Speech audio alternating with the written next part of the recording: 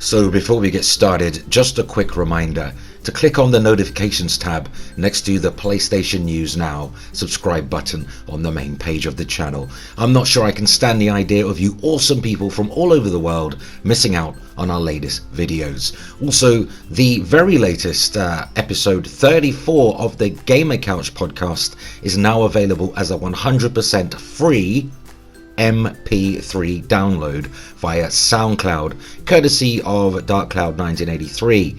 Please take me with you wherever you go. I want to be where you are. Yesterday was a great episode, so go watch or listen if you haven't already. Link is in this video's description. What is up, everybody? It is Fox at PlayStation News Now, your regular source of news, rumor, video game discussion, and the Gamer Couch podcast. Go check out our previous video, link is in this video's description, and in today's video, courtesy of JewelShockers.com.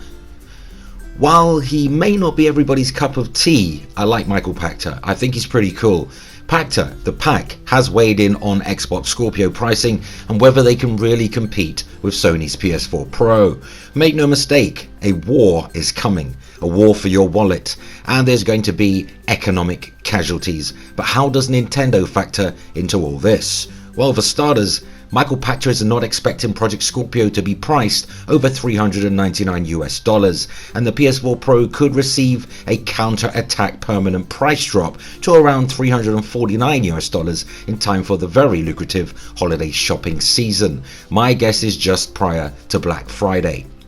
So the Wedbush securities analyst Michael Pachter explained why a Project Scorpio priced above $399 will be a serious problem for Microsoft and sees a price cut for PS4 Pro before Christmas. Just don't expect Sony to sit back with their feet on the table. According to the Pach, Sony are taking Microsoft Xbox Project Scorpio very seriously and are going to steal some of the limelight when Scorpio launches with some heavy-duty countermeasures. We are talking high-quality, big-budget AAA games.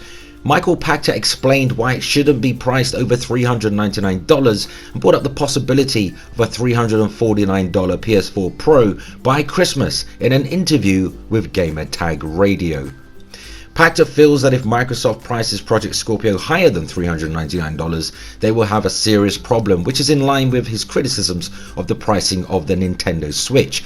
While he understands that the hardware is pretty powerful and that they're trying to build a huge upgrade on the Xbox One, if the Xbox One S will still be $300 by Christmas and Pachter doesn't think it will be, then Microsoft might have the cojones to charge more than $399, but Sony has already laid the gauntlet down with the price of PS4 Pro, and he doesn't see Microsoft charging more for Scorpio.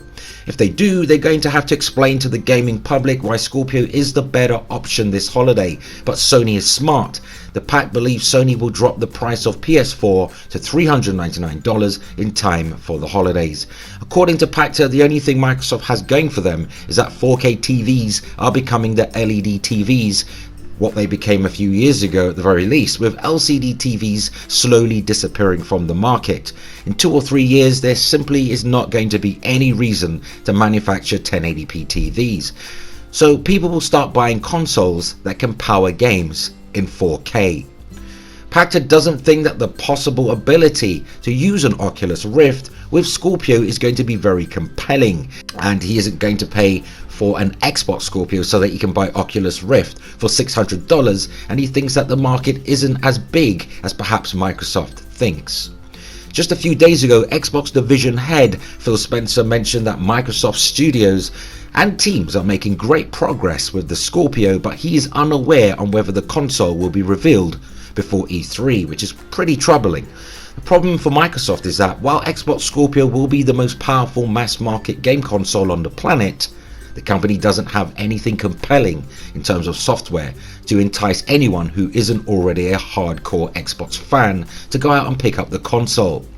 Meanwhile, Sony's PS4 Pro, an upgraded PS4 capable of displaying its titles on 4K HDR compatible screens, will have an avalanche of diverse AAA, AA and incredible indie titles, as well as those PSVR games already on the shelves by the time Microsoft launches Xbox One Scorpio.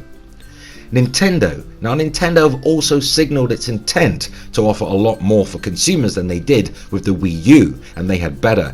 Sure, some may turn their nose up to the Switch's launch lineup, but as we discussed on yesterday's couch, the company should not be underestimated. 2017 is the year all consoles will be on the shelves, barring any unforeseen delays with Xbox Scorpio. I think we'll finally have a 3-horse race, and in all probability, perhaps one of the most competitive years in gaming for over a decade. Though Xbox has stumbled out of the gate, the company is still a formidable competitor, and Sony have made mostly all the right moves this generation. However, Nintendo should not be underestimated. The company has a plethora of killer game franchises, an enviable breadth of IP that both Sony and Microsoft acknowledge. Nintendo has killer IP that they actually own, but will they take advantage of their own catalogue? Well, Nintendo Switch isn't even available yet and has not had a 3-year advantage to establish itself on the market, yet already doubles Xbox One's upcoming exclusives list for 2017 and beyond. Yup, you're hearing that correctly, folks, but I have no problem repeating myself.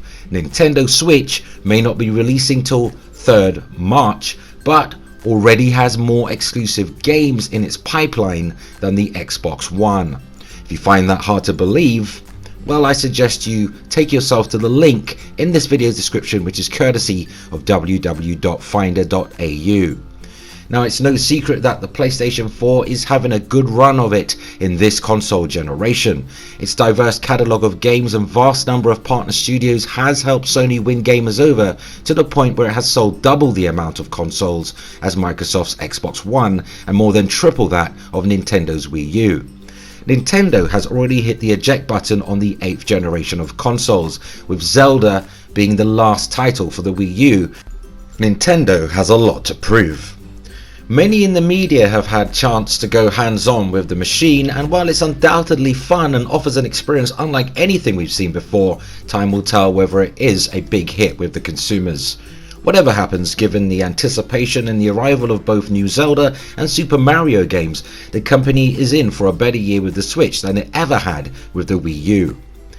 As for Microsoft, however, the road ahead remains unclear, quickly falling out of favour with indie and third-party developers due to the large disparity in install base between the Xbox One and PS4, and with a threadbare roster of developers working exclusively on a new console, times are looking bleak.